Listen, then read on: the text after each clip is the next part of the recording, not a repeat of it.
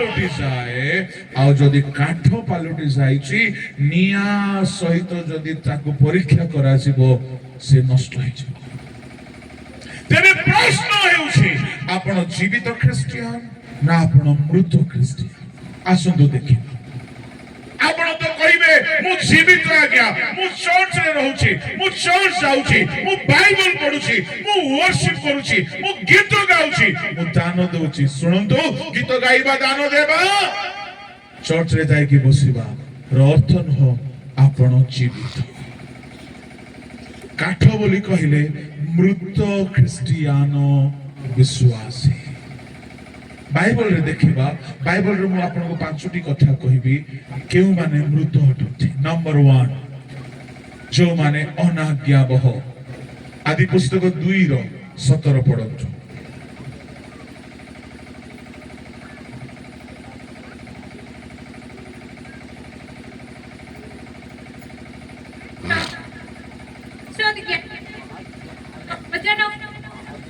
जेहेतु जेउ दिन ताहा खाइबो सेही दिन नितांत करिवो। परमेश्वर कहिले आदम हवाकू कहिले आदम तुम ए जाए जीवित अछ ए जाए यू आर लिविंग तुम जीवंत अछ किंतु जेउ दिन तुमे मोहर आज्ञा उल्लंघन करिवो जेउ दिन एई फल खाइबो सेदिन मरिबो।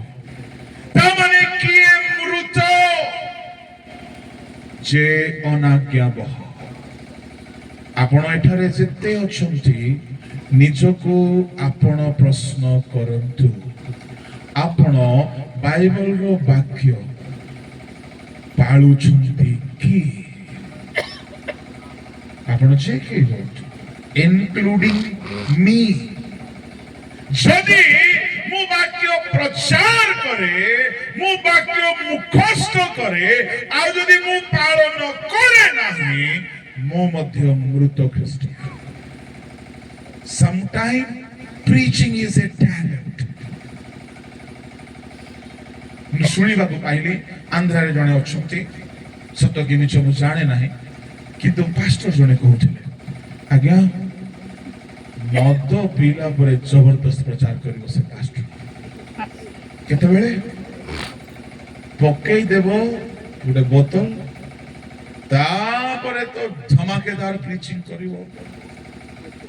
Preaching is a talent. आउ ए टैलेंट रे बादक माने गायक माने जेमती धीरे धीरे बहुत इंप्रूव करंती प्रीचर्स माने भी दिनो को दिनो improve करंती। Preaching is a gift. Preaching is a talent. That doesn't mean you are a living Christian. काहेकि इस्कारियोत यहूदा भी प्रचार करूछला इस्कारियोत यहूदा भी भूत छड़ाइछला इस्कारियोत यहूदा भी मोढ़ा उठैछला इस्कारियोत यहूदा भी कुष्ठी सूची करिछला। माथ्यू 10 अध्याय रो 1 करू 10 भितरे प्रभु शिष्य मानकू 12 शिष्य को 5 टा वरदान दैथिले। 5 भूत छड़ेबा नंबर 1 रोग सुस्थ करिबा नंबर 2 कुष्ठी सूची करिबा नंबर 3 मोढ़ा उठाइबा नंबर 4 प्रचार करिबा number 5। Once upon a time he was a man who healed the sick। से मोढ़ा को उठाइछि से भूत छड़ाइछि से प्रचार करिछि किंतु विचार दिन रे से मृत उठे। एनु वाक्य प्रचार करिबा बड़ कथा नुहे वाक्य मुखस्त करिबा भलो कथा वाक्य जानिबा भलो कथा किंतु वाक्य जदि पालन करू नाहंती बाइबल जानी कि भी प्रचारक हेई कि भी वक्ता हेई कि भी आपण मृत काठ तुल्य अछंती। एनु विचार दिन रे परमेश्वर परीक्षा कला बेलको जदि आपण काठ परि मृत अछंती केमिति आपण रक्षा पाइबे काहेकि निया आनी कि जदि ए टेबल को पोडियम को परीक्षा करा छिबो एटा कि रहिबो ମୃତ ଅଟେ। ଆଜି ଅନେକ ଖ୍ରୀଷ୍ଟିଆନ ଭାଇ ଭଉଣୀ ମାନେ ଚର୍ଚ୍ଚ ଯାଉଛନ୍ତି, ପାପ ଛାଡୁନାହାନ୍ତି, ମଦ୍ୟପାନ ଛାଡୁନାହାନ୍ତି। ଜଣେ କହିଲା, ଆଜ୍ଞା ଯାହା ଭିତରକୁ ଯାଏ ତାହା ଅଶୁଚି କରେ ନାହିଁ। ଅବଜେକ୍ସନ ମାଇ ଅନର। କିଏ କହିଲା? ଆସ ବାଇବଲ ଧରିକି ବସ, ଆଲୋଚନା କରିବା। ଯାହା ଭିତରକୁ ଯାଏ ତାହା ଅଶୁଚି କରେ ନାହିଁ ବୋଲି ପାନ, ଗୁଟକା, ମଦ, ଖଇନି, ହାଣ୍ଡି ହାଣ୍ଡି ମଦ ବି ପକଉଛନ୍ତି। ପାଷ୍ଟର ମାନେ, ବିଶପ ମାନେ ହାଣ୍ଡି ହାଣ୍ଡି ମଦ ବି ପକଉଛନ୍ତି। ଈଶ୍ୱରଙ୍କ ଶାସ୍ତ୍ରକୁ ନ ବୁଝିକି ଭ୍ରାନ୍ତ ହୁଅନ୍ତି ବୋଲି ଯୀଶୁ ନିଜେ କହିଲେ। କାହାକୁ କହିଲେ? ଯୋଉମାନେ ବଡ ବଡ ଶାସ୍ତ୍ରଜ୍ଞ ଥିଲେ ସେମାନଙ୍କୁ କହିଲେ। ଆପଣ ଥିଓଲୋଜିଆନ ହେଇପାରନ୍ତି, ଆପଣ moderator, bishop, director, president, pastor, secretary, ଆପଣ ଥିଓଲୋଜି କରିଥିବା ଲୋକ ହେଇପାରନ୍ତି। ତାର ଅର୍ଥ ନୁହଁ ଆପଣ ବାଇବଲକୁ ଠିକ ବୁଝିଛନ୍ତି। ଠିକ ବୁଝି ନଥିଲେ ଫାରୁସୀ ମାନେ, ଯେହେତୁ ସେମାନେ ଶାସ୍ତ୍ର ଜାଣିଥିଲେ କିନ୍ତୁ ଠିକରେ ବୁଝି ନଥିଲେ।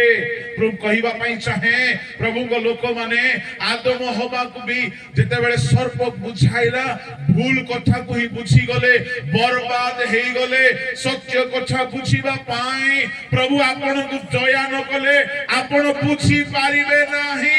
ଯଦି ଆପଣ ସତ୍ୟ ଶିକ୍ଷା ବୁଝି ପାରୁଛନ୍ତି ଆପଣ ଭାଗ୍ୟବାନ। କାହିଁକି ସାରା ଦୁନିଆକୁ ବରବାଦ କରୁଛି ଶୟତାନ ମଣ୍ଡଳୀ ମାନଙ୍କୁ ଭ୍ରାନ୍ତ ଶିକ୍ଷା ଦ୍ୱାରା। ମୋ ପ୍ରଭୁଙ୍କୁ ପ୍ରଚୁର କୃତଜ୍ଞତା ଜଣାଏ, ସେ ଆମକୁ ସତ୍ୟ ବିଷୟ ଜାଣିବାକୁ ସାହାଯ୍ୟ କରିଛନ୍ତି। ଆଉ ଏଇ କେଇ ବର୍ଷ ହେଲା ଓଡ଼ିଶାର ମଣ୍ଡଳୀକୁ ବି ସେ ସତ୍ୟ ଜଣାଉଛନ୍ତି। ଆପଣଙ୍କ ଉପରେ ଆପଣ ସତ୍ୟ ଧରିବେ ନା ଆପଣ ଟ୍ରାଡିସନକୁ ଧରିବେ ନା ଆପଣ ଲୋକକୁ ସନ୍ତୁଷ୍ଟ କରିକି ଚାଲିବେ, ପରମେଶ୍ୱର ବିଚାର ଦିନରେ ସବୁର ପରୀକ୍ଷା କରିବେ। ଯାହା ଭିତରକୁ ଯାଏ ତାହା ଅଶୁଚି କରେ ନାହିଁ। ଯୀଶୁ କୋଉ କଣ୍ଟେକ୍ସଟରେ କହିଲେ? ହାତ ଧୋଇକି ଖାଇବା କଣ୍ଟେକ୍ସଟରେ। ସେ ଜାଗାରେ ମଦ ପିଇଲେ ଅଶୁଚି କରେ ବୋଲିକି ଅଶୁଚି କରେ ନାହିଁ ବୋଲିକି ଯୀଶୁ କହିନାହାନ୍ତି। ବାଇବଲର ଏଣର କଥାକୁ ତେନେ, ତେନର କଥାକୁ ଏନେ ବୋଲି କହୁଛ ପରା ଗୀତରେ। କେମିତି କହୁଛନ୍ତି? ଏନର କଥା କେ ତେନେ, ତେନର କଥା କେ ଏନେ। ଶୁଣ ଆଜ୍ଞା, ଟ୍ରକର ଚକକୁ ନେଇକି ସାଇକେଲରେ ଫିଟ୍ କରିବ କି? ଚାଲିବ କି? ଏରୋପ୍ଲେନରେ ବି ଚକ ଅଛି, ଆଣିକି ତୁମେ କାରରେ ଫିଟ୍ କରିବ କି? ଦିନେ ଗୋଟିଏ କାର ଆକ୍ସିଡେଣ୍ଟରେ ଟିକେ ହଲିଗଲା। ଆମେ ସେ ଗାଡି ଚଲେଇକି ଗଲା ବେଳକୁ ଚକ ଟିକେ ବେଣ୍ଡ ହେଇଯାଇଛି। ମେକାନିକ କହିଲା, ସାର୍ ଚଲାନ୍ତୁ ନାହିଁ। କାହିଁକି? କେତେବେଳେ ବି ଚକ ବ୍ଲାଷ୍ଟ ହେଇପାରେ, ଗୋଟେ ସାଇଡରେ ଚାଲୁଛି। ଟିକେ ଡିସବ୍ୟାଲେନ୍ସ ହେଲେ ଗାଡି ବିପଦରେ ଅଛି। କଣ ଭାବୁଛନ୍ତି? ଯେକୌଣସି ଚକ ଯେକୌଣସି ଗାଡିରେ ଲାଗିବ ନାହିଁ। ବାଇବଲରେ ବି ଯାହା ଯାହା କୁହାଯାଇଛି ସେ ସମୟର ଘଟଣାକୁ ଧରିକି ବୁଝିବାକୁ ପଡିବ। ସବୁ କଥା ସବୁ ଜାଗା ପାଇଁ କୁହାଯାଏ ନାହିଁ।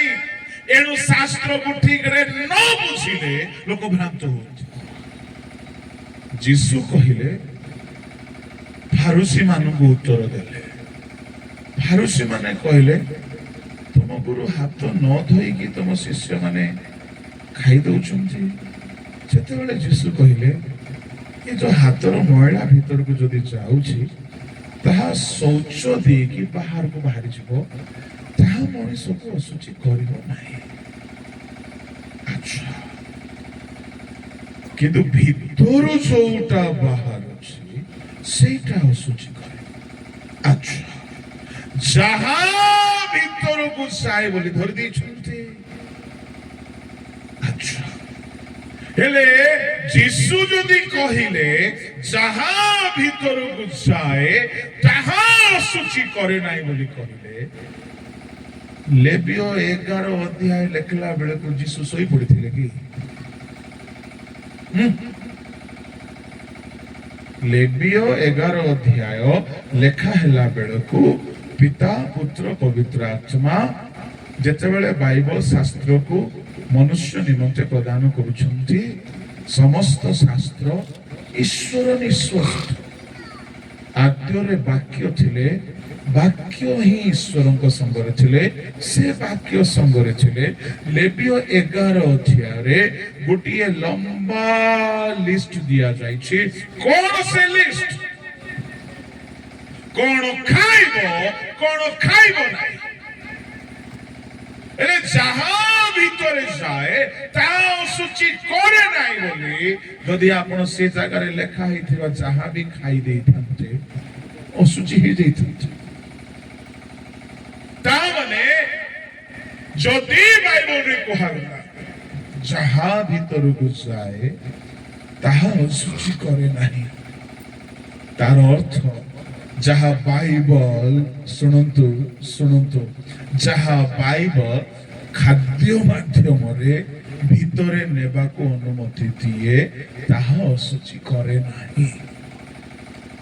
ହେଲେ ବାଇବଲରେ ମତେ ଦେଖାନ୍ତୁ କୋଉ ଜାଗାରେ ଖଇନି ଖାଇବାକୁ ଅନୁମତି ଅଛି? କୋଉ ଜାଗାରେ ମଦ ପିଇବାକୁ ଅନୁମତି ଅଛି? ଜଣେ କହିଲେ ନାଇଁ ଆଜ୍ଞା ଅଳ୍ପ ଅଳ୍ପ ପିଅ ବୋଲି ପାଉଲ କହିଲେ ଯେ ସଲପ କହିଲେ କି ସଲପ ନା ମୌଲ କହିଲେ ନା ଖଜୁରୀ ଦାଢି କହିଲେ? ଅଳ୍ପ ଅଳ୍ପ ଦ୍ରାକ୍ଷା ରସ ଆଣୁନ 2 କିଲୋ ଅଙ୍ଗୁର ବନାଉ ଜୁସ୍ ଦିଅ ମତେ ବି।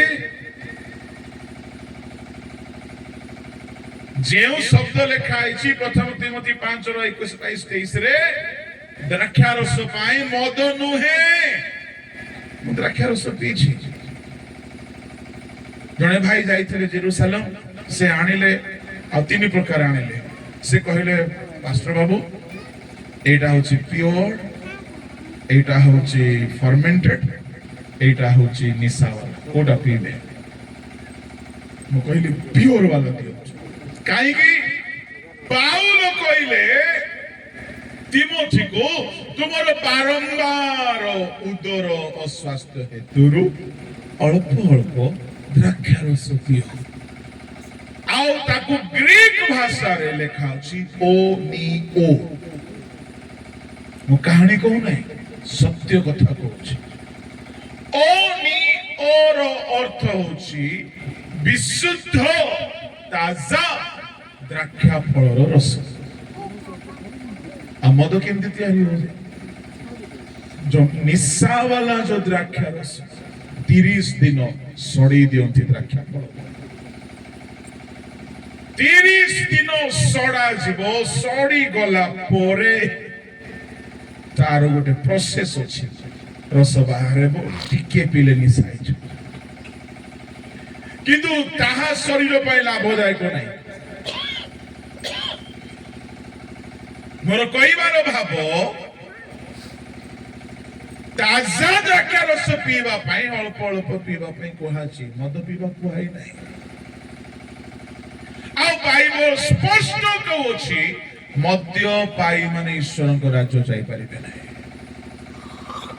ବିଲକୁଲ ଯାଇପାରିବେ ନାହିଁ।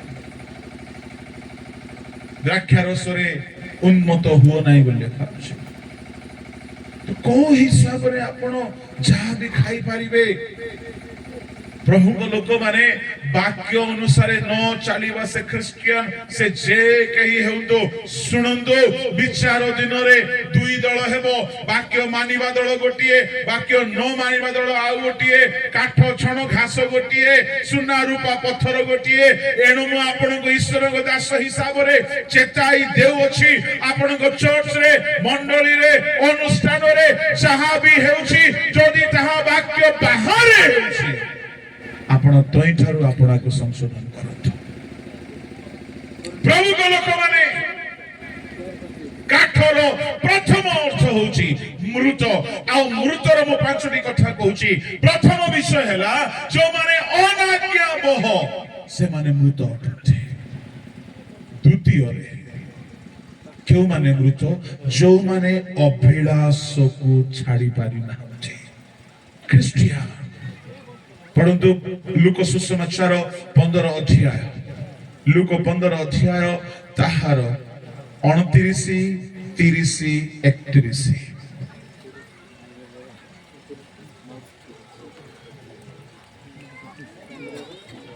ମାତ୍ର ସେ ପିତାଙ୍କୁ ଉତ୍ତର ଦେଲା, ଦେଖ ଏତେ ବର୍ଷ ହେଲା ମୁଁ ତୁମର ଗୋଲାମ ପରି ଖଟି ଆସୁଅଛି, ପୁଣି କେବେ ହେଲେ ତୁମନ କରିନାହିଁ। ତଥାପି ମୋର ବନ୍ଧୁମାନଙ୍କ ସହିତ ଉତ୍ସବ କରିବାକୁ ତୁମ୍ଭେ ମତେ କେବେ ହେଲେ ଛେଳି ଛୁଆଟିଏ ସୁଦ୍ଧା ଦେଇନାହଁ। କିନ୍ତୁ ତୁମ୍ଭର ଏହି ଯେଉଁ ପୁଅ ବେଶ୍ୟାମାନଙ୍କ ସହିତ ତୁମ୍ଭର ସର୍ବସ୍ୱ ଖାଇ ଉଡ଼ାଇ ଦେଇଅଛି। କାହା ସହିତ? ବେଶ୍ୟା। ବେଶ୍ୟାମାନଙ୍କ ସହିତ। ସେ ଅପବ୍ୟୟୀ ପୁତ୍ର ବେଶ୍ୟାମାନଙ୍କ ସହିତ ସବୁ ଉଡେଇ ଦେଇଛି। ବାପା ତାକୁ କଣ ନା ଦେଉଛନ୍ତି? ଯେ ବେଶ୍ୟାମାନଙ୍କ ସହିତ ଉଡେଇ ଦେଇଛି। ପଢଝିଅ ତଳକୁ। ସେତେବେଳେ ସେ ଆସି କହିଲା, ସେତେବେଳେ ତୁମେ ତାହା ପାଇଁ ମୋଟା ପଶୁଟି ମାରିଲ। ସେ ତାହାକୁ କହିଲେ, ପୁଅରେ ତୁ ତ ସବୁବେଳେ ମୋ ସଙ୍ଗରେ ଅଛୁ, ଆଉ ଯାହା ସବୁ ମୋହର ସେହି ସବୁ ତୋହର। କିନ୍ତୁ ଏହି ଯେ ତୋହର ଭାଇଟି ମୃତ ହୋଇଥିଲା। କଣ ହେଇଥିଲା? ସମସ୍ତେ କୁହନ୍ତୁ କଣ ହେଇଥିଲା? କଣ ହେଇଥିଲା? ମରି ଯାଇଥିଲା। ଏ ପୁଅ କିନ୍ତୁ ମୃତ ଅଟେ। କାହାର ପୁଅ? ଈଶ୍ୱରଙ୍କର ପୁଅ। କିନ୍ତୁ କେମିତି ପୁଅ? ମରିଯାଇଛି। କଣ ଭାବୁଛନ୍ତି? ଗିର୍ଜା ଘରେ ଥିବା ସମସ୍ତେ ଜୀବିତ ନୁହନ୍ତି। ଆଜି ମୃତ ପୁଅ ମାନେ ବି ଚର୍ଚ୍ଚ ଭିତରେ ଅଛନ୍ତି। ବାପାଙ୍କର ଦୁଇ ପ୍ରକାର ପୁଅ, ଗୋଟିଏ ଜୀବିତ ଆଉ ଗୋଟିଏ ମୃତ। ବାପା କହୁଛନ୍ତି ତୋର ଭାଇ ମରି ଯାଇଥିଲା। କାହିଁକି ସେ ମରିଗଲା? ଶରୀର ମରି ନାହିଁ, ନିଶ୍ୱାସ ଚାଲିଛି, ହୃଦପିଣ୍ଡ ଚାଲିଛି, ସେ ଚଲାବୁଲା କରୁଛି। କିନ୍ତୁ ସେ ବେଶ୍ୟାମାନଙ୍କ ସହିତ ଭୋଗ ବିଳାସରେ ଜୀବନ ନଷ୍ଟ କରିଦେଇଥିବାରୁ ବାପା କହୁଛନ୍ତି ସେ ମରିଯାଇଥିଲା। ତାମାନେ ଯେଉଁମାନେ ଆପଣା ଆପଣାକୁ ଶାରୀରିକ ଅଭିଳାଷରେ ନଷ୍ଟ କରିଦେଇଛନ୍ତି ସେମାନେ ଖ୍ରୀଷ୍ଟିଆନ ହେଲେ ହିଁ ମୃତ, ପୁଅ ହେଲେ ହିଁ ମୃତ। ଆଜିର ଯୁବାପିଢି ମୋବାଇଲରେ ବେଶ୍ୟା ମାନଙ୍କୁ ନ ଦେଖିକି ରହିପାରୁନାହାନ୍ତି। ଆଜିର ପୁଅ ମାନେ ଝିଅ ମାନେ ଆଜିର ଅନେକ ମୋବାଇଲର ରିଲ୍ସ ଗୁଡାକରେ, ଭିଡିଓ ଗୁଡାକରେ, ଇନଷ୍ଟାଗ୍ରାମରେ, ଫେସବୁକରେ, ୟୁଟ୍ୟୁବରେ ଏମିତି ହେଇଯାଇଛି ଯେ ଅଶ୍ଳୀଳ ପୋଷାକ ପରିଧାନ କରି ସ୍ତ୍ରୀ ମାନେ, ଯୁବତୀ ମାନେ ଦୁନିଆକୁ ଏଣ୍ଟରଟେନମେଣ୍ଟ କରୁଛନ୍ତି। ସେମାନଙ୍କର ଜୀବନ ଯଦି ପବିତ୍ର ଥାନ୍ତା ସେମାନେ କି ଅର୍ଦ୍ଧନଗ୍ନ ପୋଷାକ ପିନ୍ଧିଥାନ୍ତେ, ସେମାନେ କି ଆପଣାର ଲଜ୍ଜାକୁ ଆଚ୍ଛାଦନ କରିନଥାନ୍ତେ। ସେମାନେ କାହିଁକି ଅଙ୍ଗ ପ୍ରଦର୍ଶନ କରୁଛନ୍ତି? ତାଙ୍କୁ ପଇସା ଦରକାର ଅଛି, ସେମାନେ ତୁମକୁ ଜାଣନ୍ତି ନାହିଁ। ତାଙ୍କୁ ଭୋଗ ବିଳାସ ଦରକାର ଅଛି, ତାଙ୍କୁ ଇନକମ ଦରକାର ଅଛି। ସେମାନେ ଶରୀରକୁ ଦୁନିଆକୁ ଦେଖାଇକି ବିଗାଡୁଛନ୍ତି। ସେମାନେ କି ବେଶ୍ୟା ମାନଙ୍କ ପରି ନୁହନ୍ତି। ଆଉ ସେପରି ବେଶ୍ୟା ମାନଙ୍କ ପାଖରେ ଆମର ଯୁବ ଗୋଷ୍ଠୀ ମୋବାଇଲ ଧରିକି ବସୁଛନ୍ତି। ହେଇପାରେ ତାଙ୍କୁ ଦେଖିନାହାନ୍ତି, କିନ୍ତୁ ମୋବାଇଲ ସାମ୍ନାରେ ବସିକି ତାଙ୍କ ସହିତ ଆଖି ମିଶାଇ ମନ ସେଠାରେ ହଜାଇ ଦେଇ ଈଶ୍ୱର ଦେଇଥିବା ପବିତ୍ରତା ନଷ୍ଟ କରିଦେଲେଣି। ଆଖି ଅଶୁଚି ହେଇଗଲା, ମନ ଅଶୁଚି ହେଇଗଲା, ଶରୀର ଅଶୁଚି ହେଇଗଲା। ଏମିତି ହେଇଗଲାଣି ଯେ ଅଭ୍ୟସ୍ତ ହେଇଗଲେ ସେ ଅଶ୍ଳୀଳ ଭିଡିଓ ନ ଦେଖିଲେ ଶୋଉନାହାନ୍ତି। କେହି କେହି ମୈଥୁନରେ ଆସକ୍ତ ହେଇଯାଇଛନ୍ତି, କେହି କେହି ପର୍ନୋଗ୍ରାଫିରେ ଆସକ୍ତ ହେଇଯାଇଛନ୍ତି। ଯୋଉମାନେ ସେମିତି ଆସକ୍ତ ହେଇଯାଇଛନ୍ତି ବାଇବଲ କହୁଛି ସେମାନେ ମୃତ ପୁଅମାନେ। ଯଦି ଆମେ ମୃତ, ବିଚାର ଦିନରେ କେମିତି ଆମେ ସ୍ୱର୍ଗରେ ସ୍ଥାନ ପାଇବା? ଯେହେତୁ କାଠ ମୃତ ଅଟେ, ଆମେ ଖ୍ରୀଷ୍ଟିଆନ ହେଇପାରିବା, କିନ୍ତୁ ଆମେ ଜୀବିତ ହେବାକୁ ପଡିବ। ମୃତର ତୃତୀୟ ଅନୁଭୂତି ସେଇ ଅପବୟୀ ପୁତ୍ର 15-13 ପଦ ପଢନ୍ତୁ।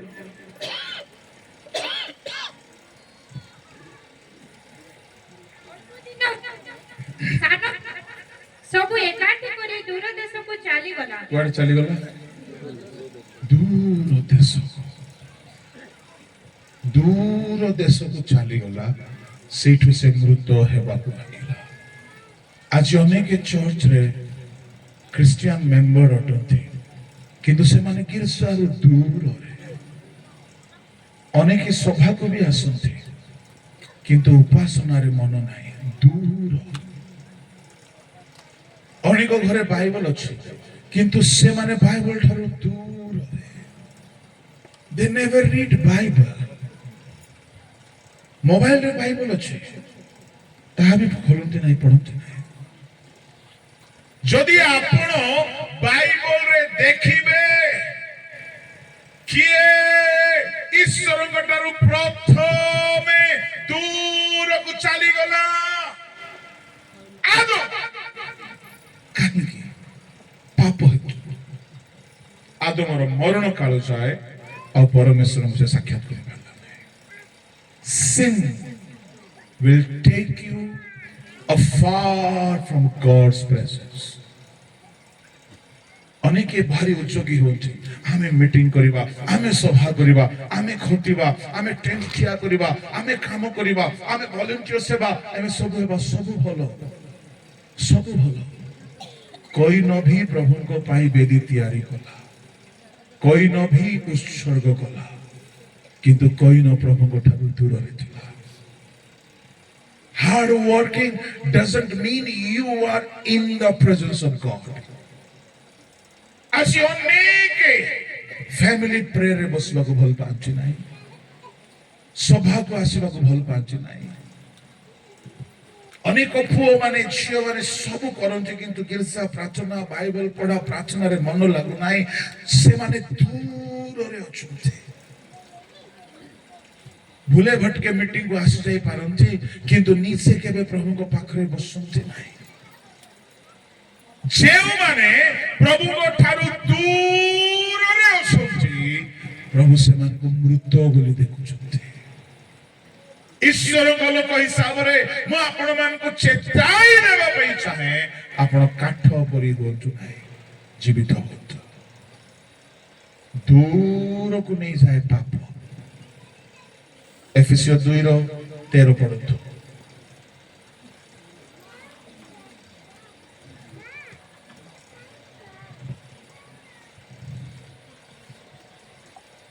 କିନ୍ତୁ ପୂର୍ବେ ଦୂରରେ ଥିଲ ଯେ ତୁମ୍ଭେମାନେ ଏବେ ଖ୍ରୀଷ୍ଟ ଯୀଶୁଙ୍କ ଠାରେ ତାହାଙ୍କ ରକ୍ତ ଦ୍ୱାରା କିଏ ଦୂରରେ ଥିଲେ? କାହିଁକି ଦୂରକୁ ଚାଲିଗଲେ? ଯଦି ଆପଣ କଣ୍ଟେକ୍ସଟ ଦେଖିବେ, ଏଫେସୀୟ 2:2 ପଢନ୍ତୁ, କେବେ ସେମାନେ ଦୂରକୁ ଗଲେ? ଅର୍ଥାତ୍ ଯେଉଁ ଆତ୍ମା ଏବେ ଅନାଜ୍ଞାବହ ସନ୍ତାନମାନଙ୍କ ଠାରେ କାର୍ଯ୍ୟ ସାଧନ କରୁଅଛି, ତାହାର ଇଚ୍ଛା ଅନୁସାରେ ତୁମ୍ଭେମାନେ ମଧ୍ୟ ପୂର୍ବରେ ଆଚରଣ କରି ଅପରାଧ ଓ ପାପରେ ମୃତ ଥିଲ। ଯେଉଁମାନେ ପାପ କରନ୍ତି ସେମାନେ ଦୂରକୁ ଚାଲି ଯାଆନ୍ତି, ମୃତ। ପୁଣି ସେ ଏଫେସୀୟ 2:4 ପଢନ୍ତୁ। ମାତ୍ର ଏପରି ଅପରାଧରେ ମୃତ ହେଲେ ହେଁ ଦୟା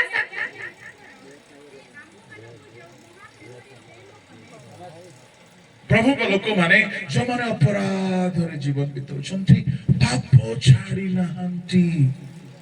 ଆଜିର ଖ୍ରୀଷ୍ଟ ମଣ୍ଡଳୀକୁ ମୁଁ କହିବା ପାଇଁ ଚାହେଁ, ଆପଣ ଯେ କେହି ହୁଅନ୍ତୁ, ଆପଣ କି ପାପ ମୁକ୍ତ ଜୀବନ ବିତାଉଛନ୍ତି? ଏଣୁ ଯଦି ଆପଣ ପାପକୁ ଘୃଣା କରୁନାହାନ୍ତି, ପାପକୁ ଡରିକି ପଳାଉନାହାନ୍ତି, ପାପକୁ ଛାଡ଼ିବା ପାଇଁ ଆପଣ ମନରେ ଚିନ୍ତା କରୁନାହାନ୍ତି, ଆପଣ ଚର୍ଚ୍ଚରେ ଥାଇକି ବି ମୃତ ଅଟନ୍ତି, ମୃତ କାଠ ଅଟନ୍ତି। ଚତୁର୍ଥ ଲକ୍ଷଣ, ଏକ ମୃତ ବ୍ୟକ୍ତି ଭୋଗ ବିଳାସରେ ଆସକ୍ତ ହେବ। ପ୍ରଥମ ତିମୋଥୀ 5 ତାହାର 5-6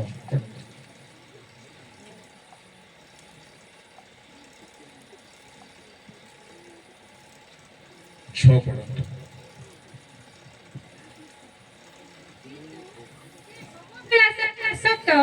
ସେ ଜୀବିତ ଥିଲେ ହେ ମୃତ। ଯେ ଭୋଗ ବିଳାସ ଶୁଣନ୍ତୁ ପ୍ରୋବ୍ଲେମଟା କଣ? ଖାଇବା ପାପ ନୁହେଁ, ଖାଇବା ପାପ ନୁହେଁ, ଭୋଗ ଉଦ୍ଦେଶ୍ୟରେ ଖାଇବା ପାପ ଅଟେ।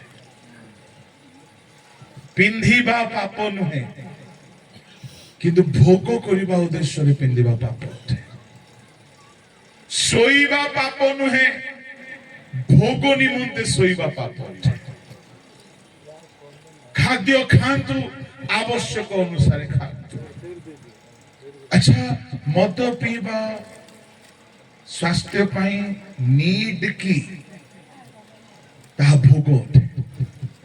ଜଣେ କହିଲା ଆଜ୍ଞା ଗୋଡାକୁ ନ ଘଷିଲେ କ୍ଲିୟର ହେଉନାହିଁ। କଣଟା କ୍ଲିୟର ହେଉନାହିଁ? ନାଇଁ ଆଜ୍ଞା ମର୍ଣ୍ଣିଂ ରେ କ୍ଲିୟର ହେଉନାହିଁ। ଠିକ ଅଛି, ଇଭିନିଂ ରେ ହେବ। ଜଣେ ବିଶପ ଦିନେ ତାଙ୍କର ମୋର ଗୋଟେ ସଭାରେ ପଡୁଥିଲା। ସେ ଶିକ୍ଷା ଦେଉ ଦେଉ କହିଲେ ଗୁଡାକୁ ହେତୁରୁ ମୁଁ ବାଇବଲ କଲେଜ ଛାଡିକି ପଳେଇ ଆସିଛି। ବିଶପ ସେ ଲଣ୍ଡନ ଯାଇଥିଲେ ଥିଓଲୋଜି ପଢିବା ପାଇଁ, ଆଉ ଲଣ୍ଡନରେ ପଢିଲା ବେଳକୁ 4-6 ଡବା ଗୁଡାକୁ ଧରିକି ଯାଇଥିଲେ। ଟିକେ ଟିକେ ଘଷୁ ଘଷୁ ଘଷୁ 6 ମାସରେ ସରିଗଲା। ତାପରେ କହିଲେ I am feeling sick. I don't want to stay here. This climate is not at all good for me. I am sorry, I cannot study here. I want to go back to my India. Please allow me. ସେମାନେ allow କରିଦେଲେ। ଯାଅ ତମକୁ ଯଦି ଭଲ ଲାଗୁନାହିଁ। ଆସିକି କହିଲେ thank God, ଗୁଡାକୁ ମୋର ପ୍ରିୟ ଗୁଡାକୁ ଲଣ୍ଡନର ପାଠ ଛାଡି ପଳେଇ ଆସିଲା ଗୁଡାକୁ। କିନ୍ତୁ ଈଶ୍ୱରଙ୍କ ଦୟା ଦୃଷ୍ଟି ଥିଲା, ପରେ ସେ ଗୁଡାକୁ ଛାଡିଲା। ଏବେ ସେ ସଭା ମାନଙ୍କର କହି ବୁଲୁଛି, ଗୋଟିଏ ଏତିକି ଟିକେ ଗୁଡାକୁ ଜଣଙ୍କର କ୍ୟାରିୟରକୁ ବର୍ବାଦ କରିଦେଇପାରେ। ଭୋଗ ଖାଦ୍ୟ ଜରୁର ଅନୁସାରେ ଖାଆନ୍ତୁ। କାହିଁକି ଆଜ୍ଞା ସୁଗର ହଉଛି? ଭୋଗୀ ମାନଙ୍କୁ ହୁଏ। ଜଣେ କଥାରେ କହୁ କହୁ କହିଗଲେ, ଗୋଟେ ଜ୍ଞାନୀ ବ୍ୟକ୍ତି କହିଲେ ଖାଦ୍ୟ ହିସାବରେ ଭୋଗୀ ଯୋଗୀ ରୋଗୀ। କଣ କଣ? ଭୋଗୀ ଯୋଗୀ ରୋଗୀ। ଦିନକୁ ଯିଏ ଥରେ ଶୌଚାଳୟକୁ ଭିଜିଟ କରନ୍ତି ସେମାନେ ହେଲେ ଯୋଗୀ। ଯୋଉମାନେ ଦିନକୁ 2 ଥର ଭିଜିଟ କରନ୍ତି ଏମାନେ ହେଲେ ଭୋଗୀ। ଆଉ ଯେ 3 ଥର ଯାଆନ୍ତି ରୋଗୀ। ଆମେ ଖାଦ୍ୟ ଖାଉ ଯୋଉମାନେ ଆବଶ୍ୟକ ଅନୁସାରେ ଖାଆନ୍ତି। କେବେ ଏମାନଙ୍କୁ ଜଲ୍ଦି ରୋଗ ଧରିବ ନାହିଁ। ହେଲେ ଆମକୁ ପ୍ରେମରେ ମାରିଦେବାର ପ୍ଲାନିଂ ରେ ଅଛନ୍ତି ଆଜ୍ଞା ଲୋକମାନେ। ଆଜ୍ଞା ଆପଣଙ୍କ ପାଇଁ କାଟିଲୁ ଆଜ୍ଞା। କାହାର ପାଇଁ? ଆମ ହଇଜେ ମତେ ପଚାରି କାଟିଲ କି?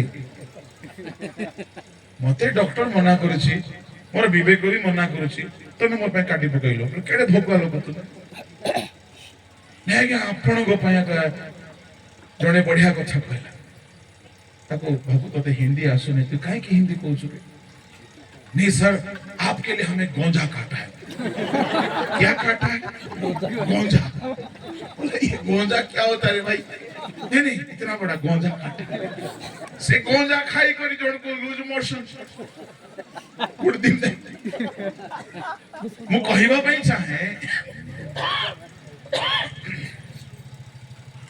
बेले बेले हमें प्रेम रे खाई दो। मैं बिल्कुल कहबी कि बेसिंदी खाऊ कहीं भोग सहित रोग थाए। आउ भोग पाप थारु आसे। जदि आपण खाद्य आवश्यक अनुसार खाइबे ये खाद्य आपनकर आवश्यकता पूर्ण करिवो आपनको भोगी रोगी कराइबो नाही किंतु शेष काल रे सदम गमोरा रे जेमते छला से माने भोग करिबा को चाहुथिले कोन भोग व्यभिचार को भोग मद्यपान को भोग कामुकता को भोग खाद्य को भोग एणु से समय लोक मानकर खाद्य भात डाली तरकारी नथिला से माने भोग विलास निमंते खाउथिले मु कहिबा पई चाहे जो माने भोग विलास रे नित्य माटी की रुहंती ए माने जीवित थिले हैं ए माने मृत एदन उद्यान रे ते फल थिला ए सत सत ज्ञानदायक वृक्ष फल काई खाइला नयन को भल देखा नयन को भल देखा काई जाकुब आसिकी जिसाको को ठोकी देला खाद्य हेतु मु कहिबा पई चाहे ए जाकुब निजर बापा को प्रवंचना करिकी स्वादिया खाद्य देकी आशीर्वाद करण कला एटा तांको फैमिली रे नथिला अब्राहम जिसाको को कोई नांची कोरे भल्लो तरकारी खाइबो तेबे आशीर्वाद करिबे अब्राहम कहले कि नहीं ये बुढ़ा काहे की सिखिला तुंड स्वाद किंतु से जाकुब निजर 12 पुओ को आशीर्वाद देला बेले खाद्य आनी के खवा ताहेले मु आशीर्वाद देबी कोई नहीं भोग हेतुरु जनकर जीवन बर्बाद हो जाउछि भोग विलास हेतुरु सारा दुनिया बर्बाद हो जाउछि मु कहिबा पई चाहे जे खाद्य हम शास्त्र अनुमोदन करे जे खाद्य हमर आवश्यक होते ताहा खाओ जे विषय आम निमंते विधेय नाही ताहा जदि आमे करूछु भोग विलास रे आसक्त होछु आमे जीवित थिले हे मृत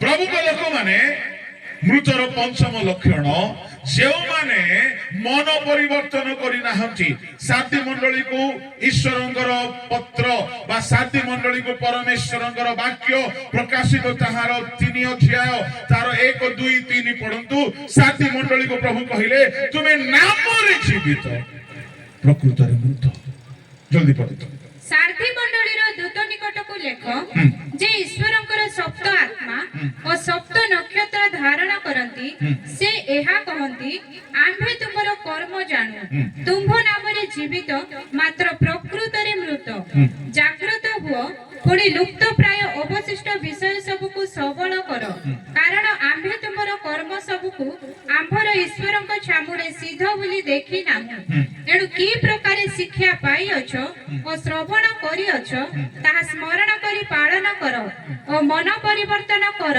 मृत मंडली शिक्षा सुनो मन परिवर्तन करो ता माने जे माने शिक्षा सुनंती किंतु मन परिवर्तन करंती नाही से माने आज भी मृत मंडली के कहन जे आगे हम शिक्षा आपन कर सुनुछु कहबा को कोन चाहछो तुम शिक्षा सुनुछु बोल म श्रद्धा हे जेबे कि परिवर्तन हो शिक्षा तो शैतान भी सुने शिक्षा तो फारसी माने भी सुनुथिले शिक्षा तो जिहुदा भी सुनुथिला इस्कारियत कोन भाबुछु नहीं क्या हमें आपनकर YouTube रे सुनुछु आपनको Zoom रे देखुछु किछ लाभ नहीं यदि परिवर्तन नहीं मृत मृत जो माने परिवर्तन हेउ नांती म आपनको कहिबा पई चाहे जो माने आज्ञा पालन करंती नाही मृत जो माने व्यभिचाररु वेश्यावृत्तिरु असुचितारु अश्लील दृश्य देखिबारु फेरु नाहंती से माने मृत जो माने प्रभु कोठारु दूर रे अछंती से माने मृत जो माने भोग विलास रे आसक्त अछंती से माने मृत जो माने मन परिवर्तन करि नाहंती से माने मृत जदि आमे मृत ख्रिस्टियन आमे काठ परी प्रभु को दृष्टि रे अच्छा काठ कथा तो बुझा पड़ेगा क्षण कथा क्षण कोनटे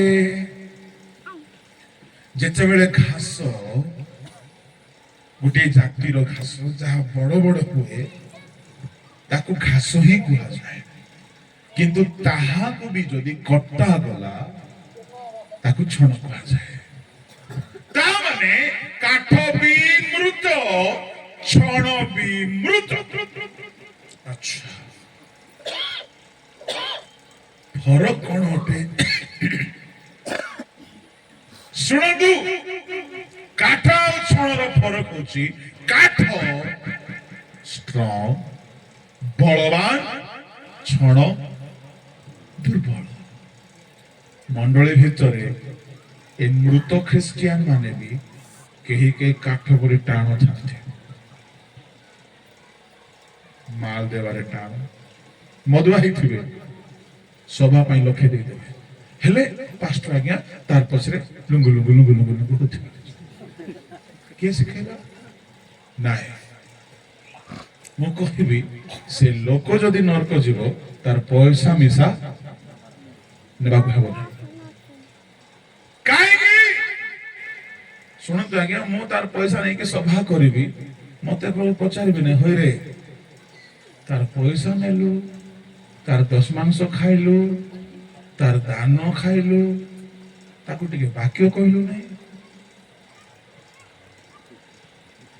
କାହାର କାହାର ଚିନ୍ତାଧାରା ଅଛି, ଯାହା କରିବ କର, ପଇସା ଦେଇଦିଅ, ସବୁ ପାପ ଦୂର ହେଇଯିବ। କେବେ ନାହିଁ। ମୁଁ ବେଳେ ବେଳେ କିଛି କିଛି ବିଶ୍ୱାସ କହେ, ପରିବର୍ତ୍ତନ ହେବ ନାହିଁ, ତମର ପଇସା ମଧ୍ୟ ଆମକୁ ଦବ। କଣ ପଇସା ଦ୍ୱାରା ଆମେ ବଞ୍ଚି ଆସିଛୁ ନା କୌଣସି ମଣିଷ ପଇସା ଦେଲେ ଆମେ ବଞ୍ଚିବୁ? ପ୍ରଭୁ ଆମର ପ୍ରତିପାଳକ। ହାଲେଲୁୟା। କେହି ଏତେ ଫୁଟାଣି ଦେଖାଇ ହୁଅନ୍ତି ଯେ ପାଳକ ଆଜ୍ଞା ମାନଙ୍କୁ ମୁଁ କହିବି, ଆଜ୍ଞା ସମସ୍ତଙ୍କର ଡାବୁ ବଢେଇବାକୁ ନାହିଁ, ଅସୁବିଧାରେ ପଡିବା। କାହିଁକି? ଯଦି ଜଣେ ପରିବର୍ତ୍ତନ ହେଇନାହିଁ, ତାର ଡାବୁ ଯଦି ବଢେଇଲ, ସେ ଗୋଟେ ଦିନ କନ୍ଦେଇବ ଆଜ୍ଞା, ଏକଦମ ଗ୍ୟାରେଣ୍ଟି। କାହିଁ ସେ ପରିବର୍ତ୍ତନ ହେଇନାହିଁ, ସେ ପରେ ଆପଣଙ୍କୁ ଚାକର କରି ବ୍ୟବହାର କରିବ। ଥରେ କଣ ହେଲା ମୋ ସହିତ ହେଇଛି ଶୁଣନ୍ତୁ। ଜଣେ ବିଶ୍ୱାସୀ, ଭଲ ବିଶ୍ୱାସୀ, ଯଦି ଭଲ ଲୋକ ଯଦି ବେଳେ ବେଳେ ଡେଞ୍ଜର ହେଇଯାଆନ୍ତି, ବାକି ଲୋକ କଥା କଣ କହିବ? ସେ ଗୋଟେ ଭଲ ବିଶ୍ୱାସୀ, ରିଟାୟାରମେଣ୍ଟ ହେଲା, ଆଉ ରିଟାୟାରମେଣ୍ଟ ହେଲା ପରେ ତାକୁ ବୋଧେ ପାଖାପାଖି ଗୋଟେ 50 ଲାକ୍ସ ମିଳିଥିବ। ଗଭର୍ଣ୍ଣମେଣ୍ଟ ଆକାଉଣ୍ଟାଣ୍ଟ ଥିଲା, ମତେ ଆଣି ଗୋଟେ 50,000 ଦେଲା। ତ ମୁଁ ଭାବିଲି ବୋଧେ ରିଟାୟାରମେଣ୍ଟ ହେଲା, ଆଉ ବେଳେ ବେଳେ ସେ ଦାନ ଦିଏ, ତ ଠିକ ଅଛି, ଥ୍ୟାଙ୍କ ୟୁ ବୋଲି ମୁଁ ଗ୍ରହଣ କଲି। ପୁଣି କିଛି ଦିନ ପରେ ଆଉ ଗୋଟେ 50,000 ଆଣି। ଯୋଉ ବିଶ୍ୱାସୀ ସବୁବେଳେ ଦାନ ଦଶମାଂଶ ଦିଏ, ସେ ଗୋଟେ ବଡ ଆମାଉଣ୍ଟ ଦେଲେ ଆପଣ କଣ ବୋଲି ଭାବିବେ? ଦାନ। ଲକ୍ଷେ ଟଙ୍କା ଦେଲା, ଦେଲାର 6-7 ବର୍ଷ ବିତିଗଲା ପରେ କରୋନା ସମୟରେ ମତେ ଫୋନ କଲା, ଆଜ୍ଞା ମୋର ଲକ୍ଷେ ଟଙ୍କା ଫେରେଇ ଦିଅନ୍ତୁ। କରୋନାରେ ଆମର ସବୁ ବିଜନେସ ବନ୍ଦ ହେଇଛି। ଆମେ ପ୍ରଭୁଙ୍କର ବିଜନେସମ୍ୟାନ, ଆଜ୍ଞା ସୁସମାଚାର ପ୍ରଚାର କରୁଛୁ, ପ୍ରଭୁଙ୍କ ରାଜ୍ୟ ପାଇଁ ଆତ୍ମା ଲାଭ କରୁଛୁ। ସେ ବିଜନେସ, ପଇସା ବିଜନେସ ନାହିଁ। ଗୋଟିଏ ତୋଡ଼ାରେ ଆଉ ଗୋଟିଏ ତୋଡ଼ା ଲାଭ, ବିଜନେସ। ହାଲେଲୁୟା। ଏଠି କଣ ଚାଲିଛି? ବିଜନେସ। ଗୀତ ଦ୍ୱାରା, ବାକ୍ୟ ଦ୍ୱାରା ଆତ୍ମା ଗୁଡାକ ପ୍ରଭୁଙ୍କ ଭଣ୍ଡାର ପାଇଁ ପ୍ରସ୍ତୁତ ହଉଛି। ଟଙ୍କା ପଇସାର ବିଜନେସ ନାହିଁ, ସ୍ପିରିଚୁଆଲ ବିଜନେସ।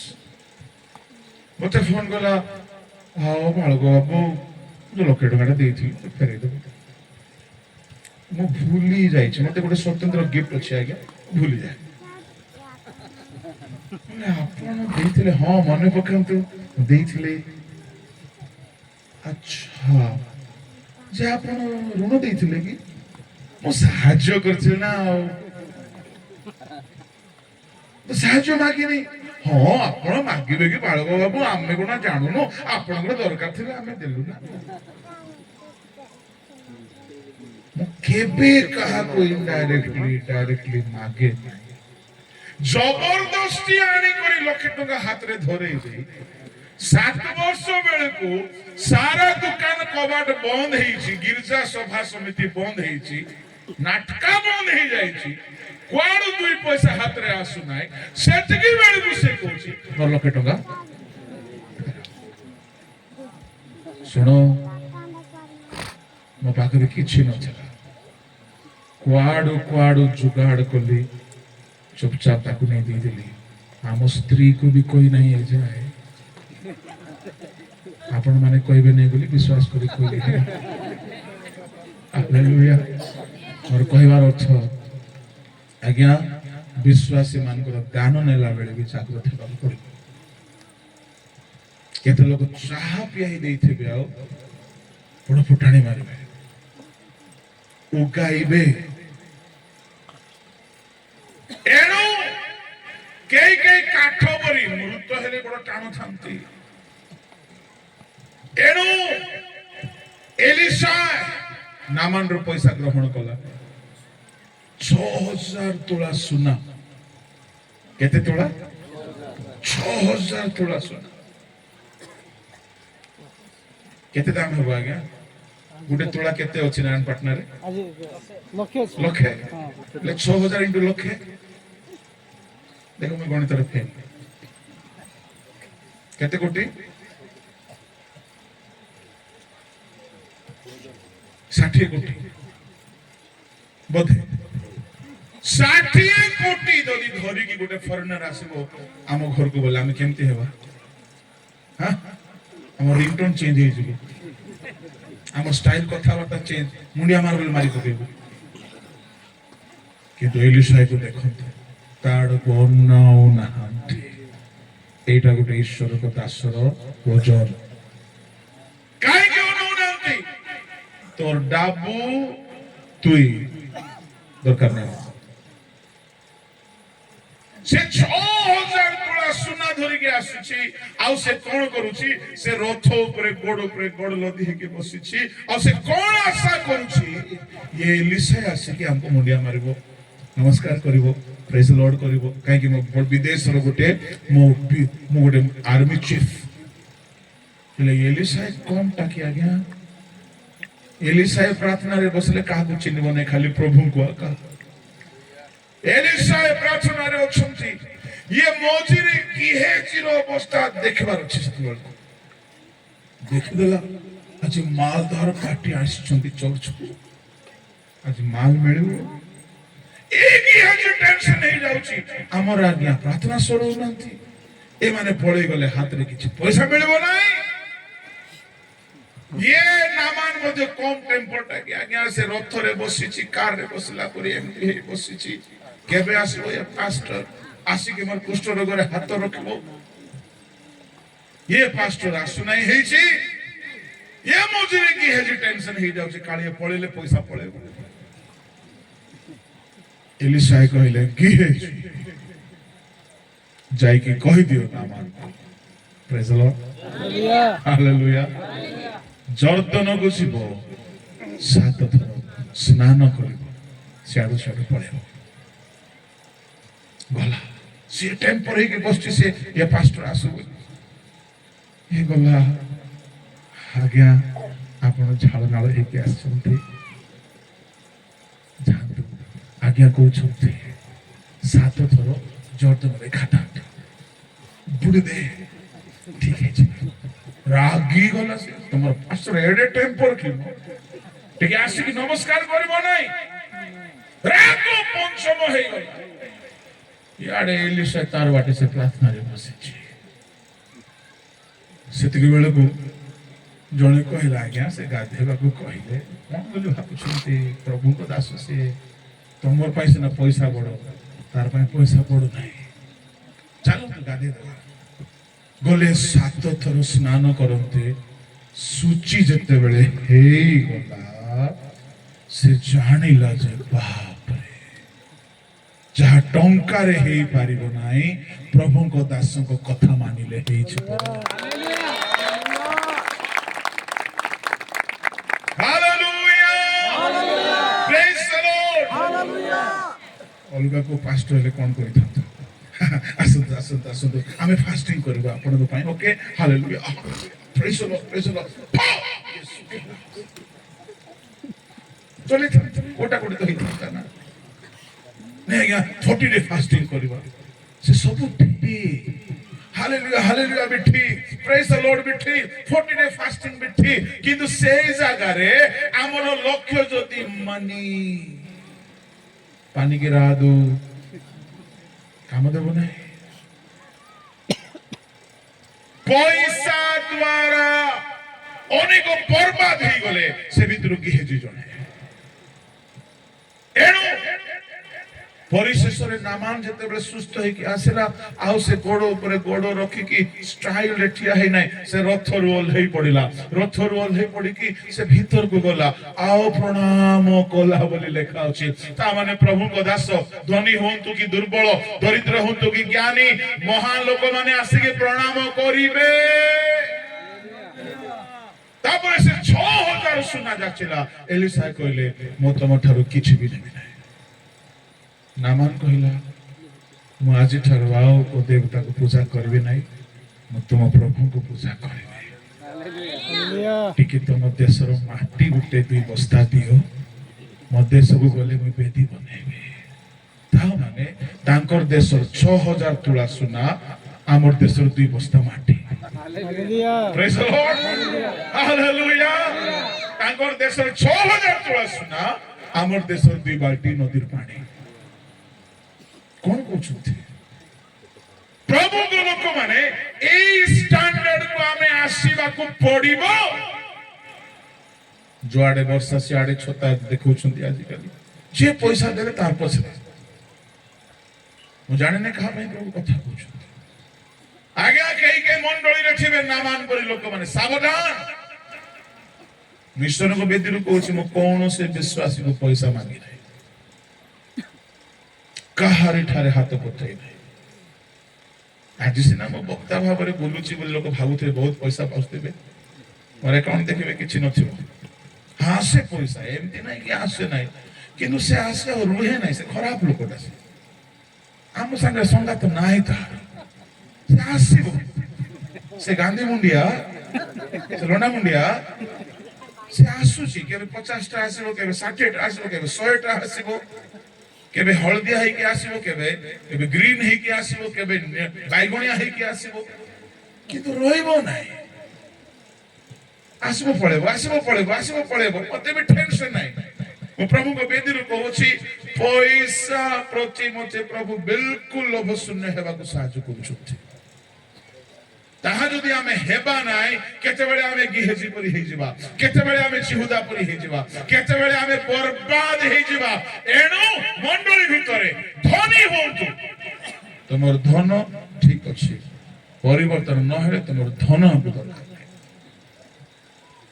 କେହି କାଠ ଉଠାନ୍ତି ଆଜ୍ଞା ମୃତ କିନ୍ତୁ ଟାଣ ବେଶୀ ପଇସା ଥିବ ସେମିତି ଘର ଲୋକ ପଇସା ବି ବଢେଇବାକୁ ନାହିଁ ପରେ ସେ ହଇରାଣ କରିବ ହେଲେ ଆଜ୍ଞା କାଠ ମୃତ ଠିକ ଅଛି କାଠ ମୃତ ହେଇଗଲା ଠିକ ଅଛି କିନ୍ତୁ କାଠ ନହେଲେ ଫର୍ଣ୍ଣିଚର ହଉଛି କି କାଠ ନହେଲେ ପୋଡିୟମ ହବ କି ଏଣୁ ମଣ୍ଡଳୀ ଭିତରେ ଏ ପଇସା ବାଲା ବିଶ୍ୱାସୀ ମାନଙ୍କର ବଡ ରୋଲ ଥାଉଛି କିନ୍ତୁ ମୋର କହିବାର ଭାବ ଏମାନଙ୍କୁ ଜୀବିତ କରାଯାଉ ଏମାନଙ୍କୁ ଶିକ୍ଷା ଦିଆଯାଉ ଏମାନଙ୍କ ପାଇଁ ଉପବାସ କରାଯାଉ ଏମାନଙ୍କୁ ଆଣ୍ଠୁରେ ବସାଯାଉ ଏମାନଙ୍କୁ ଜୀବିତ କରାଯାଉ ଯେହେତୁ ଆମର ପ୍ରଭୁ ଜୀବିତ ମାନଙ୍କର ଈଶ୍ୱର ହାଲେଲୁୟା କେହି ଛଣ ପରି ମୃତ ଆଉ ଦୁର୍ବଳ ଛଣ ଖାଲି ସାହାରା ଦିଏ ଆଉ କିଛି କରିପାରେ ନାହିଁ ଟିକେ ନିଆଁ ଲାଗିଲେ ପଡିଯିବ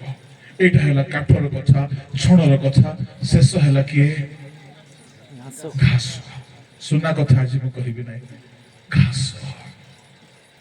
ଘାସ କଣ ଆଜ୍ଞା ମାଥିଉ 6:30 ପଢ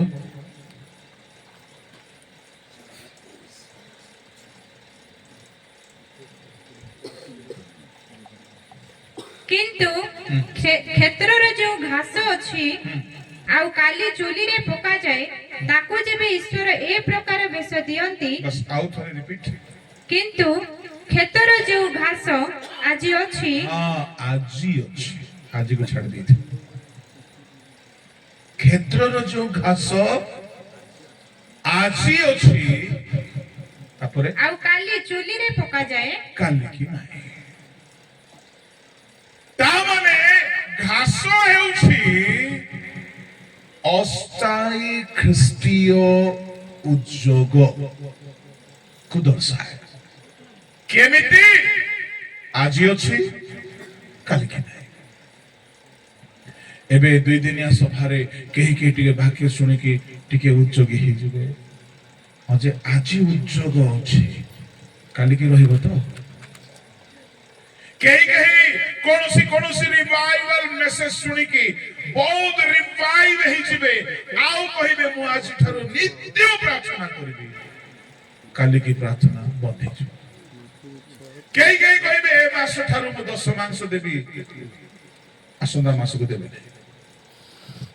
मु कहिबी आपण गोटे कथा कहिबी 10 मांस दियंतु नाही प्रेज द लॉर्ड के खुशी हो जाउथिबे 10 मांस दियंतु नाही काहे की लाभ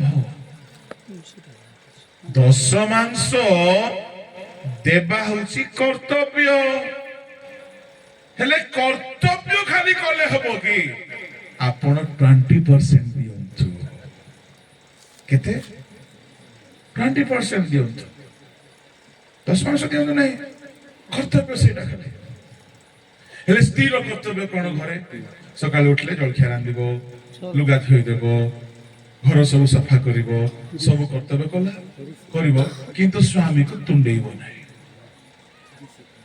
एमती स्त्री भी अच्छी ना नहीं चलो कि बेस दिन परिवार खाली कर्तव्य कले हेबो नहीं गोटे परिवार मु सुनिली से माने वर्ष वर्ष कथा हो नांती किंतु पिला छुआ प्रोडक्शन चलछि कर्तव्य चलीछि पो होछि झियो होछि लुगा किना किनी होछि रंदा होछि सब होछि प्रेम नाही प्रभु चाहुछन्ति कोन जानि छन्ति आमे ड्यूटी न करू आमे प्रेम सहकारे तांको पछे पछे चालो क्यों माने ड्यूटी करू छी आज्ञा आमे होटल को सिबा कहबा गोटे मिल्स दियो से ड्यूटी करियो आनी के दे दे किसी प्रेम न थाए प्रेम करी कि प्रेम रे दिए कि नाही ड्यूटी आपण प्रभु को प्रेम करू ईश्वर आम प्रति ड्यूटी करी नहांती प्रेम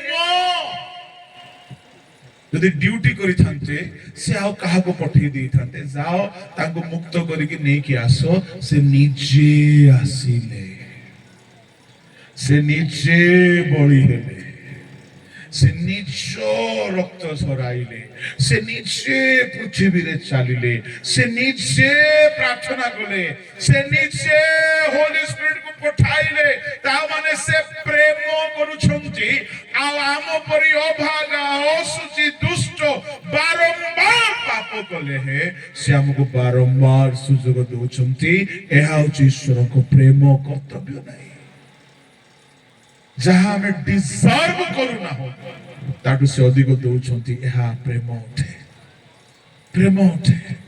कर्तव्य कोन चाकराणी करे रांदी की देला तुम्हें खाइले खाओ नइले नहीं किंतु स्त्री मां प्रेम को ऐड करते परमेश्वर कौन चाहती खाली ड्यूटी करो नहीं do something special do something more 10 मांस ड्यूटी थिला ओल्ड टेस्टामेंट रे नूतन नियम रे ड्यूटी करंतु नाही ताटो अधिक करंतु ताटो अधिक दियंतु केही चोर गुडा को 10 मांस तो गिळी पकोछंती अधिक कुआडू देबे आउ मु कहिबा पई चाहे प्रभु को खाली 10 मांस रे सीमित रखंतु नाही किछि एमिति दियंतु कि प्रभु भी फील करिवे ये मते सबटु अधिक प्रेम करूछि हालेलुया आपण जहा काहारे को देई नथिबे सेटा जहा को प्रेम करंती ताहा को देबे ता माने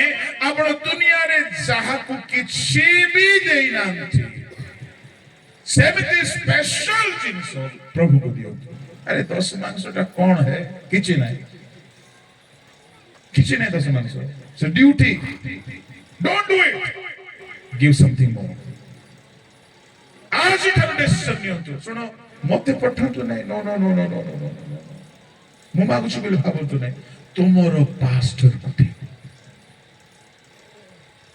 अनेक जूम काउंटर गुडा को खोली छंती हां जागृत बिजनेस चलाउछंती जागृत तुमर पास्टर को बासी पानी रे न पचारी पड़सा घर लोक देले हबो की मु कहिबा भाई चाहे तुमर बाप जदि अभाव रे अछि प्रभु तुमको हिसाब मांगे जो बालक तुम प्रार्थना करे तुमर छुआर डेडिकेशन करे तुमर विवाह करे तुमको डुबन दिए तुम वाक्य दिए तुम उपवास करे तुम परिश्रम करे से तुमर परिश्रम फल पाइबा दरकार हालेलुया हालेलुया हेले जो माने बाहर अछंती दियंतु से माने जूम वाला को भी दियंतु किंतु स्वेच्छा दान दियंतु खुशी रे दियंतु आ खुशी बेसी हे गला मते भी दियंतु म मना करबी नाही हां जदी बेसी खुशी लागुची किंतु मते देबा दरकार नाही हालेलुया प्रेज द लॉर्ड काहे कि ग्रहण करिबा अपेक्षा दान करिबा श्रेयस्कर के आछि अछंती काली के नाही आछि रिवाइवल हे जेबे काल के खुश যদি সেমতি লোক এঠারে অছ আপন ঘাস যদি আপন খ্রিস্টিয়ান জীবন নামরে বিতৌছন্তি পরিবর্তন হিনান্তি আপন কাঠ ছণ অবিচার দিনরে অগ্নি দ্বারা কাঠକୁ জଳାଇକି পরীক্ষা କରାଯିବ ସେ କି ଦୃଷ୍ଟି ପାରିବ ଯୋଉମାନେ ମନ ପରିବର୍ତ୍ତନ କରିନାହାନ୍ତି ପାପରୁ ଫେରି ନାହାନ୍ତି ଆଜ୍ଞାବହ ଜୀବନ ବିତାଉନାହାନ୍ତି ବାକ୍ୟ ଅନୁସାରେ ଚାଲୁନାହାନ୍ତି आपण ए पर्यंत काठ छण घास पर ही अछंती यदि रक्षा पाइबा पई चाहती आपण सुना परि हेबाकू पड़िबो सुना कोन अटे सुना पवित्रता को दर्शाए खाली गोटे कथा कहि कि प्रार्थना रे पढै नेबा पई चाहे मलाकी 3 रो 2-3 पढंतु प्रार्थना कर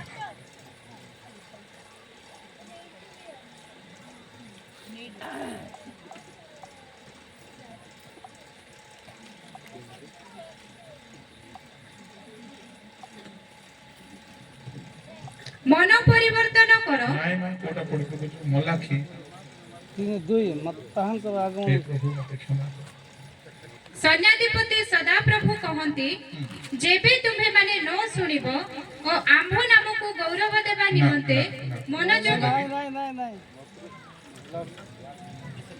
पुनिस रौप्य पुरुष मलाखी 3:2 मात्र ताहांकर आगमन दिन किए सही पारे आउ से दर्शन देबा बेले किए ठिया हेबो कारण से परिष्कारकारी रो अग्नि तुल्य ओ रजगार क्षार स्वरूप हां टोटल कहि दियो रोजकर खस हां 3 पढ होची हां चलेबो धीरे धीरे हेबो पुणी से रौप्य परिष्कारक और सूचीकारक तुल्य बसिबे ओ से लेवीर संतान गण को परिष्कार करिवे और सुना और रूपा परि सेमान को विशुद्ध करिवे कहा परि सुना और रूपा सुना ता माने सुना विशुद्ध होते आइबो 23:10 मु सुवर्ण परि उत्तीर्ण हेबी से मोर परीक्षा कला उठाए ता माने सुना परीक्षा को जीती थाए मासंदा काली के आपण मान को कहिबे सुना केमती हेबे किंतु आसी जदी आपण निज को काठ परि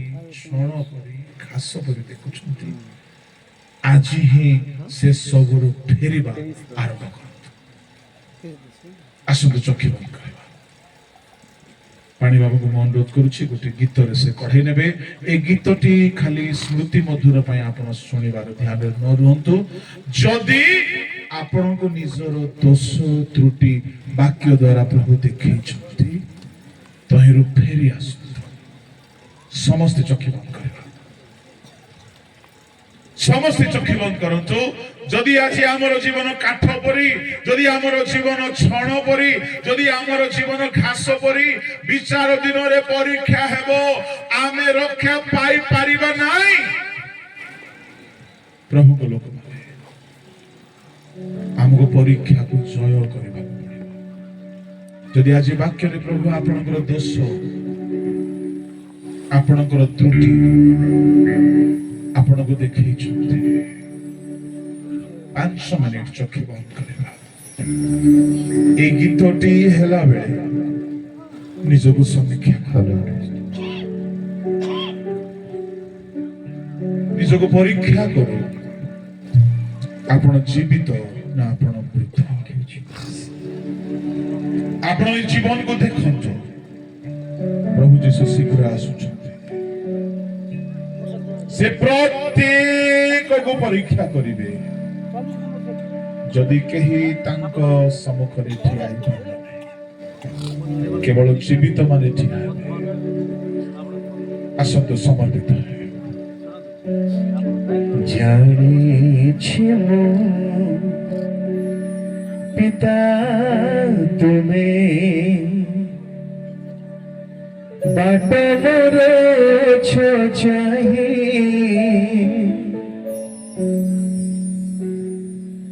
ତୁମ ଦୟା କ୍ଷମା ପାଇ ହେଇଛି ମୋ ସୃଜଳେ, ଯହିଁ ଚିର ଶାନ୍ତି ମିଳେ।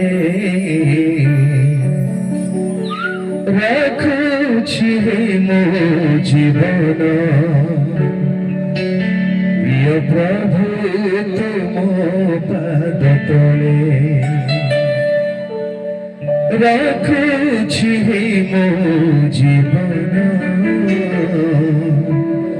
ପ୍ରିୟ ପ୍ରଭୁ ତୁମ ପାଦ ତଳେ। ପାପର ନିଆଁ ଜୀବନେ ନେଇ, ପାପର ନିଆଁ ଜୀବନେ ନେଇ, ମୋ ଜୀବନ ଆଜି ଜଳେ। ରଖୁଛି ମୋ ଜୀବନ ପ୍ରିୟ ପ୍ରଭୁ ତୁମ ପାଦ ତଳେ। ରଖୁଛି ମୋ ଜୀବନ ପ୍ରିୟ ପ୍ରଭୁ ତୁମ ପାଦ ତଳେ। ମରିଚିକା ନିରାଶା ଯେ ଭରିଛି ଧରା କୋଳେ, ଆଶ୍ରା ମତେ ଦିଅ ପ୍ରଭୁ ତୁମ ବାହୁ ଛାୟା ତଳେ। ମରିଚିକା ନିରାଶା ଯେ ଭରିଛି ଧରା କୋଳେ, ଆଶ୍ରା ମତେ ଦିଅ ପ୍ରଭୁ ତୁମ ବାହୁ ଛାୟା ତଳେ। ଯହିଁ ଚିର ଶାନ୍ତି ମିଳେ। ରଖୁଛି ମୋ ଜୀବନ ପ୍ରିୟ ପ୍ରଭୁ ତୁମ ପାଦ ତଳେ। ରଖୁଛି ମୋ ଜୀବନ ପ୍ରିୟ ପ୍ରଭୁ ତୁମ ପାଦ ତଳେ। ପ୍ରିୟ ପ୍ରଭୁ ତୁମ ପାଦ ତଳେ। প্রিয় প্রভু তুম পাদ তলে। যদি আসি প্রভু আপনাকে নিজের দোষ দেখাইছন্তি, আপন দর্পণরে নিজ মুখ দেখিলা পরি নিজের জীবনর দোষ ত্রুটি ভুল অপরাধକୁ বুঝি পারিছন্তি, নিজ মনକୁ কঠিন করন্তু নাই। ସେ ପାପରୁ ଆସି ହିଁ ଫେରି ଆସନ୍ତୁ। এই স্থান ଛାଡ଼ିବା ପୂର୍ବରୁ ଆପଣ ଏକ ସଂକଳ୍ପ ନିଅନ୍ତୁ ମୁଁ ସେଦିନ ରକ୍ଷା ପାଇବା ପାଇଁ ଚାହେଁ ମୁଁ ମୃତ ହେବାକୁ ଚାହେଁ ପ୍ରଭୁଙ୍କ ଲୋକମାନେ ଯଦି କେହି ବି ନିଜ ଜୀବନକୁ ଆସି ମୁଁ ବଦଳାଉଛି ମୁଁ ସଜାଡୁଛି ବୋଲି ଆପଣ ଏକ ପ୍ରାର୍ଥନା କରିବା ପାଇଁ ଚାହାନ୍ତି ପ୍ରାର୍ଥନା ଚାହୁଁଛନ୍ତି ଆପଣ ନିଜ ହସ୍ତ ସ୍ୱର୍ଗ ଆଡ଼କୁ ଉଠାନ୍ତୁ ନିଜ ଜୀବନକୁ ପ୍ରଭୁଙ୍କ ପାଦ ତଳେ ରଖନ୍ତୁ ରଖୁଛି ମୋ ଜୀବନ ପ୍ରିୟ ପ୍ରଭୁ ତୁମ ପାଦ ତଳେ ରଖୁଛି ମୋ ଜୀବନ প্রিয় প্রভু তুম পাদ তলে প্রিয় প্রভু তুম পাদ তলে প্রিয় প্রভু তুম পাদ তলে স্বর্গীয় পিতা আমি প্রার্থনা করছু রাজা আমার সজড়া জীবন মৃত জীবন প্রভু তুম পাদ তলে রখুছু তুম রক্তরে ধোই দিও প্রভু পিতা আমକୁ জীবিত হেবা ଆମକୁ ସଞ୍ଜୀବିତ ହେବା ପ୍ରଭୁ ଯଦି କେହି ଆପଣଙ୍କୁ ଅନାଜ୍ଞାବ ଦେଖୁଛନ୍ତି ଅଭିଳାଷରେ ଦେଖୁଛନ୍ତି ତୁମଠାରୁ ଦୂରରେ ଦେଖୁଛନ୍ତି ପାପରେ ମୃତ ଦେଖୁଛନ୍ତି ଏ ସକଳ ଅବସ୍ଥାରୁ ଫେରି ଆସିବା ପାଇଁ ପ୍ରଭୁ ତୁମେ କଥା କହୁଛ ତୁମେ ଦୟା କରୁଛ ତୁମେ ସଜାଡ଼ି ଦିଅ ଏ ସମୟରେ ସ୍ୱର୍ଗ ଖୋଲି ଦିଅ ତୁମରି ରକ୍ତ ଢଳାଯାଉ ପ୍ରତ୍ୟେକ ହୃଦୟ ଧୋଇ ହେଇଯାଉ ପ୍ରତ୍ୟେକ ମନ ଶୁଚି ହେଇଯାଉ ପ୍ରତ୍ୟେକ ଭିତରେ ଏକ ଶୁଚି କରଣୀୟ ଶକ୍ତି ଅଧିକାର ହାଲେଲୁୟା ହାଲେଲୁୟା ପ୍ରଭୁ ତୁମ ଲୋକମାନେ ଫେରନ୍ତୁ ତୁମ ଲୋକମାନେ ପାପରୁ ପୃଥକ ହୁଅନ୍ତୁ ଶୁଚି ହେଉଛୁ କେହି ହେଲେ କାଠ ପରି ଛଣ ପରି ଘାସ ପରି ନ ହୁଅନ୍ତୁ ରାଜା ସୁନା ପରି ପବିତ୍ର ହେଉନ୍ତୁ ସୁନା ପରି ବିଜୟୀ ପ୍ରାର୍ଥନା କରୁଛି ରାଜା ଆଗମନ ଦିନ କେହି ବି ନଷ୍ଟ ହେଉନ୍ତୁ ପ୍ରତ୍ୟେକଙ୍କ ପାଇଁ ସ୍ୱର୍ଗରୁ ତୁମ ଲୋକମାନେ ବାକ୍ୟର କର୍ମକାରୀ ହେଉନ୍ତୁ ପବିତ୍ର ଆଜ୍ଞା ଜୀବିତ ହେଉନ୍ତୁ ମୁଁ ପ୍ରାର୍ଥନା କରୁଛି ଯେଉଁମାନେ ଆଜି ଆପଣ ଆପଣ ଜୀବନକୁ ଦୁର୍ବଳତା ଦୋଷ ହସ୍ତ ଉଠାଇ ସମର୍ପଣ କରିଛନ୍ତି ତୁମ ପାଦ ତଳେ ରଖିଛନ୍ତି ସେମାନଙ୍କୁ କ୍ଷମା ଦିଅ ଶୁଚି କର ପବିତ୍ର କର ତୁମ ଉଦ୍ଦେଶ୍ୟରେ ଜୀବିତ ଯୋଗ୍ୟ ଆଧ୍ୟାତ୍ମିକ ଏବଂ ଆଗମନ ନିମନ୍ତେ ଯୋଗ୍ୟ ଜୀବନ ବିତାଇବା ପିତା ପୁତ୍ର ଧର୍ମାତ୍ମାଙ୍କ ନାମରେ ତୁମ ଲୋକମାନେ ଆଶୀର୍ବାଦ ପ୍ରାପ୍ତ ହେଇଛି ପ୍ରଭୁ ତୁମେ ସେପରି କରୁଅଛ ଏଥିପାଇଁ ମୁଁ ଧନ୍ୟବାଦ ଦଉଛି এই সকল প্রার্থনাକୁ ଶୁଣିଥିବାରୁ ଧନ୍ୟବାଦ ଦେଇ ସମସ୍ତ ଗୌରବ ମହିମା ସମ୍ଭ୍ରମ ତୁମ୍ଭକୁ ଦେଇ ପ୍ରାର୍ଥନା ଯୀଶୁଙ୍କ ନାମରେ ମାଗିଲି ଆମେନ୍ ସମସ୍ତେ ବସିଯାଅ